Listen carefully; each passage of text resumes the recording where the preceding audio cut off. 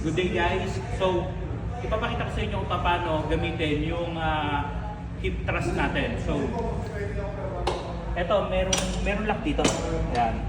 I-unlock lang and then papasok. Ayan. Eto guys, may adjustment dito ha. Pagka ganyan nyo, automatic angat siya. Tapos pagka, depende sa height eh. So, hanapin nyo na lang yung yung para sa height nyo. Sa akin kasi ito lang yan. So, ito naman, and lock dito, may lock dito sa gilid. Then, depende rin sa gagamit kung matangkad or medyo chubby or maliit. So, na-adjust din naman yan.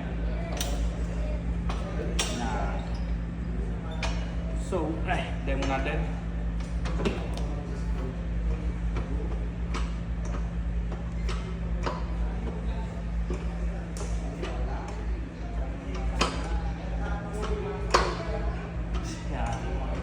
Tapos meron kami ginagawa dito, single. So,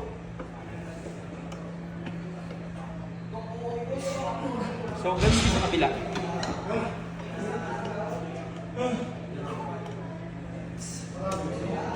Yan.